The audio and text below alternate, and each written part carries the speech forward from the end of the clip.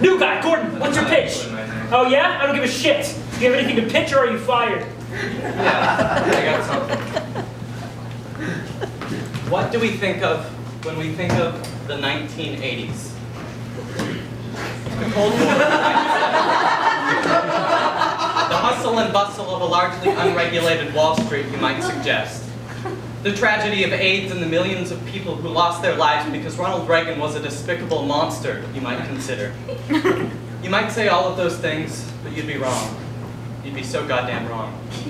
What do we think of when we think of the 1980s? Why, the only answer to this is Gremlins. Shut your mouth, employee number one. Gordon, I don't know where you're going with this. You'd be better going somewhere with this. And I am. On June 8, 1984, the world was changed forever. Gremlins, a brilliant horror comedy, was released in cinemas globally. The film, which was written by Chris Columbus, directed by Joe Dante, and produced by the legendary Steven Spielberg, focuses on a young man named Billy Peltzer, played by the incomparable Zach Gilligan. This young man receives a pet mogwai, which turns into a little monster known as a gremlin. It's a tale as old as time. The film was a constant critical and financial success, grossing $153 million on a budget of $11 million. That's what we in the biz call a whole lot of cheese. It's also widely considered to be the greatest film of all time. 6 years later, Gremlins 2, the new batch, was released. And this time those pesky little gremlins were unleashed upon New York City, the Big Apple, the city that never sleeps. Please move on. We're familiar with Okay. Gremlins bombed with audiences, and I think we can all agree that's the greatest tragedy to ever come upon the human race. Next slide, please. Next slide. Next slide. Now you may be asking yourself, what exactly is my pitch today?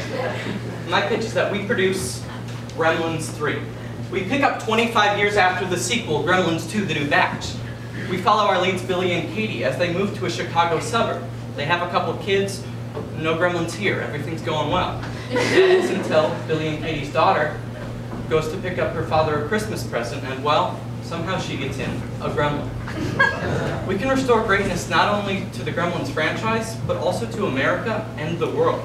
Coming this fall, Gremlins 3, look who's Gremlins now. Thank you.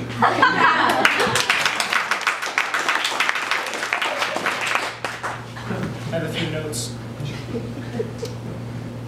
We don't have the rights to the Gremlins franchise. We're a medical supplies company.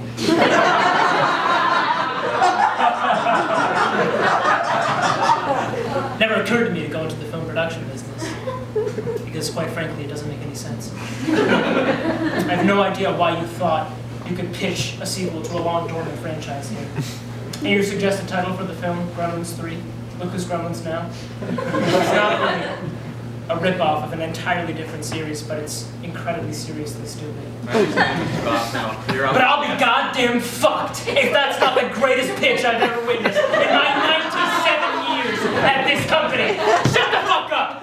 Gremlins 3, Look Who's Gremlins Now is officially going into production. You've got the green light, kid. We're giving you $100 trillion, and we start production tomorrow morning. Thank you so much, Mr. Bossman. I'll get started on the script straight away. I won't let you down. You clear out your desk. Meeting adjourned.